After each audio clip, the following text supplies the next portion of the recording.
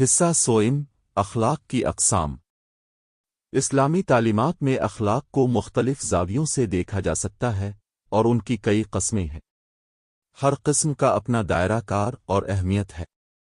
یہاں ہم اخلاق کو 4 بڑی اقسام میں تقسیم کریں گے۔ 1 فردی اخلاق، شخصی عادات و کردار۔ یہ وہ اخلاق ہیں جو انسان کی اپنی ذات اور اس کے روزمرہ رویے سے متعلق ہوتے ہیں۔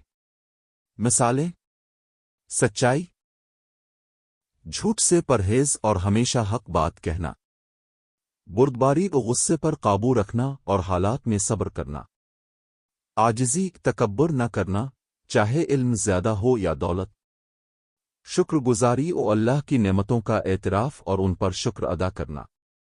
قرآن کی ہدایت، سورۃ البقرہ 83۔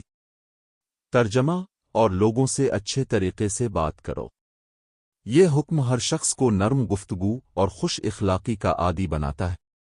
2 اجتماعی اخلاق، معاشرتی تعلقات۔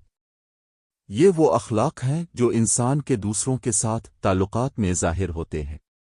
مثالیں: عدل و انصاف، ہر معاملے میں انصاف کرنا چاہے اپنے خلاف ہو، اصرار، دوسروں کو اپنی ذات پر ترجیح دینا، معافی اور درگزر، دوسروں کی غلطیوں کو نظر انداز کرنا، ہمسایوں کے حقوق و پڑوسی کے ساتھ حسن سلوک کرنا۔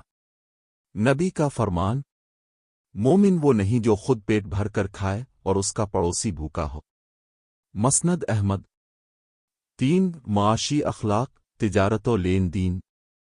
اسلام میں کاروبار اور مالی معاملات میں بھی اخلاق کا خاص اہتمام ہے۔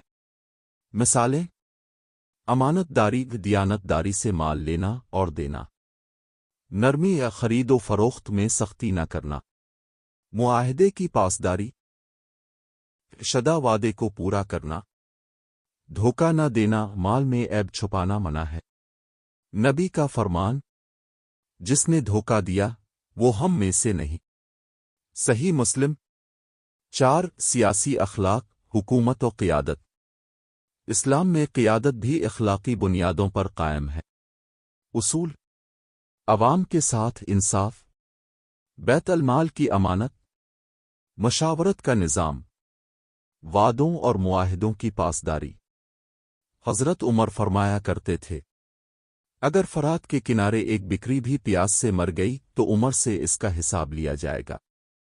حصہ چہارم، قرآن و حدیث میں اخلاق کی مثالیں۔ اسلامی اخلاقیات کا اصل ماخذ قرآن و سنت ہے۔ ان دونوں میں ہمیں بے شمار اخلاقی اصول اور عملی مثالیں ملتی ہیں جو انسان کی زندگی کے ہر پہلو کو بہتر بناتی ہیں۔ یہاں ہم چند بنیادی اخلاق کو تفصیل سے بیان کریں گے۔ 1 کہ صبر، پیشنس۔ صبر کا مطلب ہے ہر حال میں اللہ کے فیصلے پر راضی رہنا، تکلیف آزمائش میں گھبراہٹ بے صبری کا مظاہرہ نہ کرنا۔ قرآن میں نوے علیہ میں الصواب نرنے، سورۃ البقرہ 153۔ ترجمہ: بے شک اللہ صبر کرنے والوں کے ساتھ ہے۔ حدیث میں رسول اللہ نے فرمایا: صبر روشنی ہے۔ صحیح مسلم۔ عملی مثال: طائف کے واقعے میں جب نبی کو پتھر مارے گئے تب بھی اپنے ان کے لیے بد دعا نہیں کی بلکہ دعا کی: اے اللہ، میری قوم کو ہدایت دے کیونکہ یہ جانتے نہیں۔ 2 شکر، گریٹیٹیوڈ۔ شکر گزاری اللہ کی نعمتوں کا اعتراف ہے۔ قرآن میں سورۃ ابراہیم 7۔ ترجمہ: اگر تم شکر ادا کرو گے تو میں تمہیں اور زیادہ دوں گا۔ حدیث میں نبی رات بھر عبادت کرتے تھے، جب حضرت عائشہ نے پوچھا تو فرمایا: کیا میں اللہ کا شکر گزار بندہ نہ بنوں؟ صحیح بخاری۔ 3 عفو و درگزر، فرگیونس۔ معاف کرنا اور دل صاف رکھنا اعلیٰ اخلاق میں سے ہے۔ قرآن میں سورۃ النور 22۔ ترجمہ: انہیں چاہیے کہ معاف کریں اور درگزر کریں، کیا تم نہیں چاہتے کہ اللہ تمہیں معاف کرے؟ عملی مثال: فتح مکہ کے موقع پر اپنے قریش کو معاف کر دیا، حالانکہ وہ سالہ سال دشمنی میں پیش رہے تھے۔ 4 عدل و انصاف، جسٹس۔ عدل کا مطلب ہے ہر حال میں حق اور سچائی کے ساتھ فیصلہ کرنا۔ قرآن میں سورت المائدہ 8۔ ترجمہ: انصاف کرو، یہی تقوی سے قریب تر ہے۔ عملی مثال: حضرت علی کے ساتھ ایک یہودی کا مقدمہ آیا اور قاضی نے ثبوت کی بنیاد پر یہودی کے حق میں فیصلہ دیا۔